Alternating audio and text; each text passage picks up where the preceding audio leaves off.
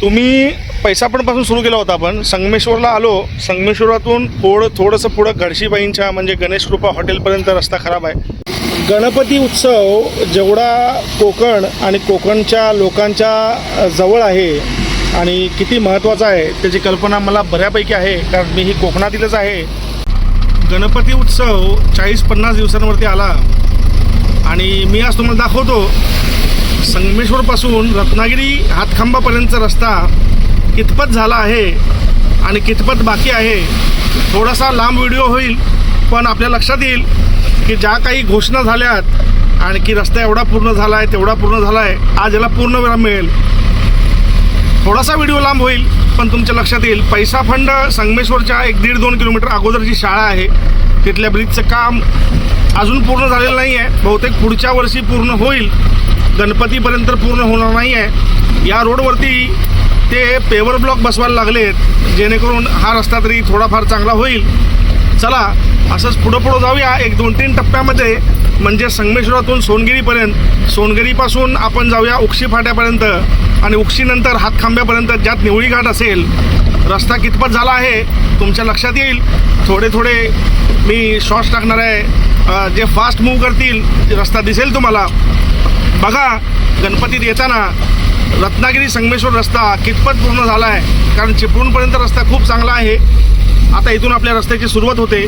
बघूया कितपत रत्नागिरी हातखांब्यापर्यंत रस्ता चांगला आहे. रत्नागिरी नागपूर जो रस्ता केला आहे ना, तो मला वाटते अंदाजे 10-11 किलोमीटरचं अंतर त्यांनी वाचवले. जसे की हे टर्न जे मोठे आहेत ते त्यांनी काढलेत. आता हा 12 नंबरची मोरी म्हणतात, काही लोक 9 नंबरची मोरी म्हणतात. खूप प्रसिद्ध वळण आहे आणि ते वळण एवढं काम होऊन तसंच ठेवलेलं आहे. याला काहीतरी पर्याय त्यांनी काढला पाहिजे होता, जेणेकरून इथं अपघात कमी होतील.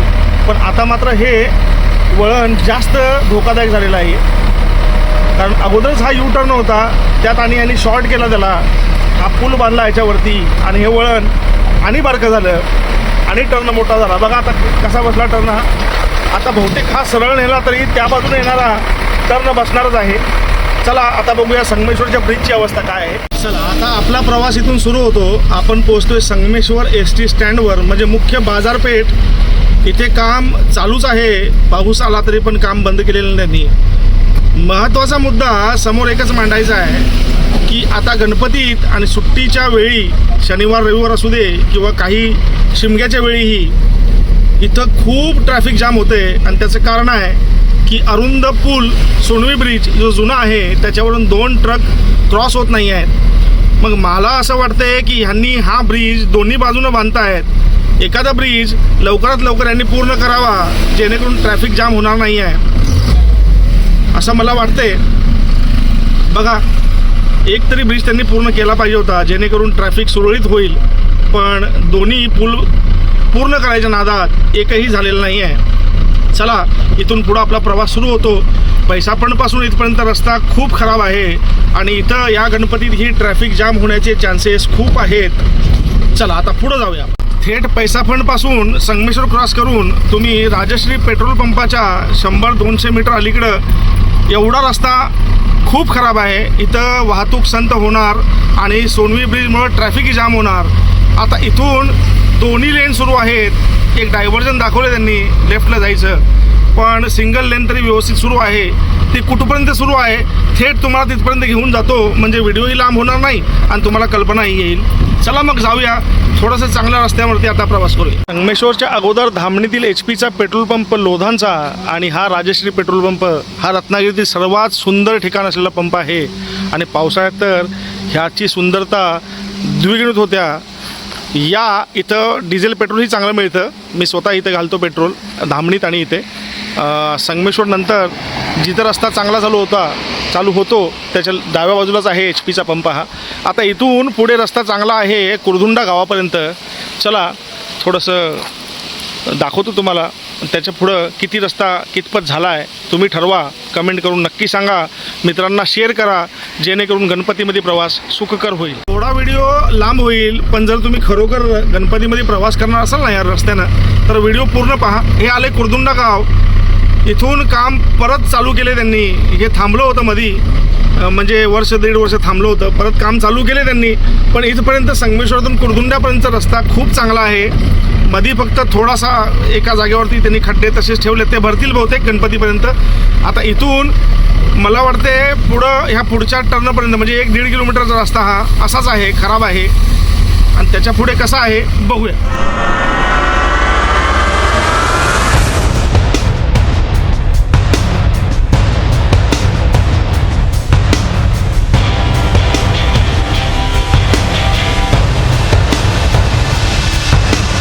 हा आहे उक्षी फाटा. उक्षी गाव लागते आणि इथून तुम्ही येताना तिकडून जर लेफ्टला घेतला या बाजूला तर तुम्ही रत्नागिरीला जाऊ शकता. सोप्या मार्गे कोकणनगर मार्गे रत्नागिरीत जाऊ शकता. नॅरो रोड आहे आणि एकंदर हा पहिला टप्पा पूर्ण झाला आपला संगमेश्वरातून इथपर्यंत. आता इथून परत रस्त्याचं काम चालू झालं आहे. तुम्ही पैसापणपासून सुरू केला होता, आपण संगमेश्वरला आलो. संगमेश्वरातून थोडंसं पुढं गडशीबाईंच्या म्हणजे गणेश कृपा हॉटेलपर्यंत रस्ता खराब आहे. तिथून पुढे गेलो तर कुरधुंडा एक गाव, तिथे एक 100-150 मीटर रस्ता खराब. त्यानंतर त्यांनी सिंगल वे चालू केला आहे. त्याच्या पुढं आला तुम्ही तर मग सोनगिरी आंबेड. त्याच्या अगोदर एक गाव लागते कोळंबे, तिथे एक 500 मीटरचा रस्ता खराब आहे. सोनगिरी आंबेड करून तुम्ही मानसकोंड करून तुम्ही उक्षीपर्यंत रस्ता खूप सुंदर आहे. दोन्ही लेन चालू आहेत. फक्त पावसाळा असेल, पाणी रस्त्यावर काही ठिकाणी वाहते, गाड्या जोरात हाणू नका, चालवू नका, पाणी काचेवरती उडण्याची शक्यता असते. आता उक्षी फाट्यावरती आहे, पहिला टप्पा पूर्ण झाला आहे आपला. इथून रस्ता खराब होतो चालू तो वांद्री, बहुतेक वांद्रीच्या पुढे रस्ता कितपत चांगली आहे, सप्तलिंगी जवळ चांगला आहे बघूयाच. व्हिडिओ थोडासा लांब आहे खरं. जे प्रवास करणार गणपतीमध्ये त्यांच्यासाठी खूप महत्त्वपूर्ण आहे. तेव्हा व्हिडिओ पूर्ण पहा आणि मग तुम्ही ठरवा की या रस्त्यानं यायचं आहे की नाही यायचं आहे. कारण आपण या रस्त्यानं आलो तर कोकणाची अर्थव्यवस्था चालते. चला पाहूया पुढे की इथून पुढं आणि रस्ता हातखांब्यापर्यंत कसा आहे.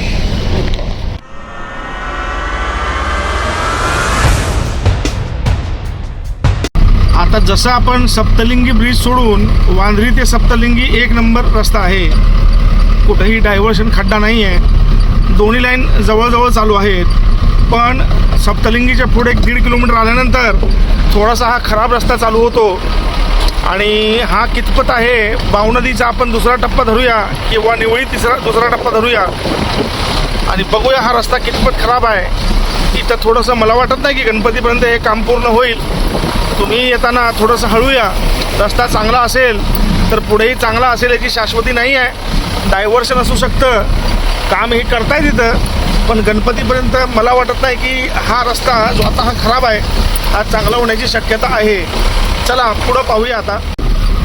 चला, बावनदीचा ब्रिज अजूनही पूर्ण झालेला नाही आहे आणि गणपतीपर्यंत शक्यताही कमी आहे.